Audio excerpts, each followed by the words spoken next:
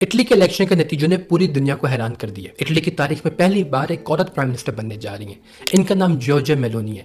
2022 में इनकी party फ्रैटेली D Italia ने चैम्बर ऑफ डेप्यूटीज के अंदर 119 सीटें जीती हैं, जबकि सेनेट के अंदर इनकी पार्टी ने 65 सीटें जीती हैं। 2022 के इंतखाबात के अंदर इनकी पार्टी को 26% वोट मिला, जबकि इसके मुकाबले में 2018 के इलेक्शन के अंदर इनकी पार्टी को सिर्फ 4% वोट मिला था। इनकी पार्टी फ्रैटेलिया डी इटालिया को आमतौर पर हम ब्रदर्स ऑफ इटली भी कहते हैं। ये पार्टी एक सेंटर राइट कोलिशन का हिस्सा है और इस कोलिशन के अंदर इटली की 4 मजीद पॉलिटिकल पार्टी शामिल है, जिसके अंदर इटली के साबिक डिप्टी प्राइम मिनिस्टर मैट्यू सल्वानी की पार्टी और इटली के साबिक वजीर आजम सिल्वियो बर्लुस्कोनी की पार्टी भी शामिल है। कुल मिलाकर सेंटर राइट कोलिशन ने चैम्बर ऑफ डेप्यूटीज के अंदर 237 सीटें जीती हैं, जबकि सेनेट के अंदर इस कोलिशन ने 115 सीटें जीती हैं। इस सेंटर राइट कोलिशन का सबसे बड़ा मुकाबला सेंटर लेफ्ट कोलिशन के साथ था और इसके मुकाबले में सेंटर लेफ्ट कोलिशन ने चैम्बर ऑफ डेप्यूटीज के अंदर सिर्फ 85 सीटें जीती हैं और सेनेट के अंदर इस कोलिशन ने सिर्फ 44 सीटें जीती हैं। और इसी वजह से जॉर्जिया मेलोनी की सरकार वर्ल्ड वॉर 2 में इटली की तारीख की सबसे ज्यादा फार राइट की सरकार होगी। इससे पहले इटली में फार राइट की सरकार मुसोलिनी की थी। मुसोलिनी के बारे में सिर्फ आपको इतनी बात बताता चलूं कि वर्ल्ड वॉर 2 में मुसोलिनी ने अपना इत्तेहाद हिटलर के साथ किया था। अगर हम इटली की नई प्राइम मिनिस्टर जॉर्जिया मेलोनी की आइडियोलॉजी के बारे में बात करें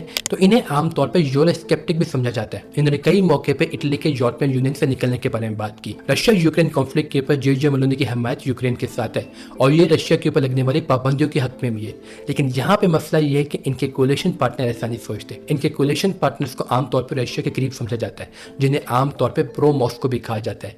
ये रशिया के ऊपर लगने वाली सैंक्शंस के भी खिलाफ है। मेलोनी की रेपुटेशन एक आमतौर पर एंटी इमिग्रेंट की रेपुटेशन भी है। जैसे अमेरिका के अंदर डोनाल्ड ट्रंप कहते थे कि मैं मैक्सिको के बॉर्डर के ऊपर दीवार बनाऊंगा, बिल्कुल इसी तरीके से मेलोनी भी एक बात करती हैं और वो नेवल ब्लॉकेड का लफ्ज इस्तेमाल करती हैं। इसका यह मतलब है कि वो तारकीन वतन जो कि अफ्रीका से इटली में आ रहे हैं उनको रोका जा सके।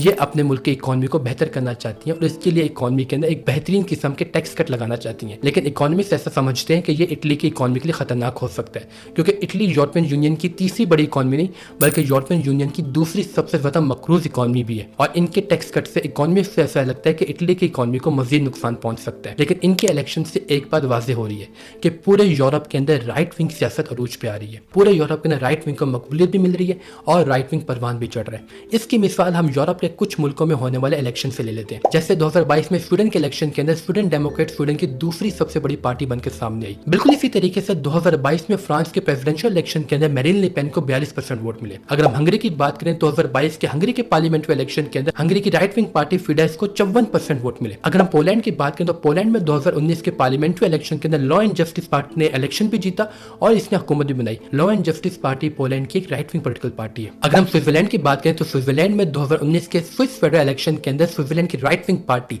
स्विस पीपल्स पार्टी ने 25% वोट लिए। इसकी नेशनल काउंसिल के अंदर सबसे ज्यादा सीटें। और बिल्कुल इसी तरीके से अगर हम स्पेन को देखें तो स्पेन में 2019 के पार्लियामेंट्री इलेक्शन के अंदर वॉक्स पार्टी जो कि एक राइट विंग पार्टी है, ये तीसरी सबसे बड़ी पार्टी उभर के सामने आई। और अभी इटली में होने वाले हालिया इलेक्शन ये बात वाज़ेह तौर पर साबित करते हैं कि वो पार्टी जिसे 2018 के अंदर सिर्फ 4% वोट मिले थे, 2022 के अंदर इस पार्टी को 26% वोट मिलते हैं। सिर्फ 4 सालों के अंदर इस पार्टी की मकबूलियत के अंदर 22% इजाफा होता है और ये पार्टी इटली के अंदर सरकार बनाने में कामयाब हो जाती है, जिससे वाज़ेह तौर पर यह बात साबित होती है कि पूरे यूरोप के अंदर राइट विंग दोबारा से राइज कर रहा है। तो ये था एक ब्रीफ ओवरव्यू इटली में होने वाले 2022 के इलेक्शन के ऊपर और इटली की तारीख की पहली फीमेल प्राइम मिनिस्टर के ऊपर।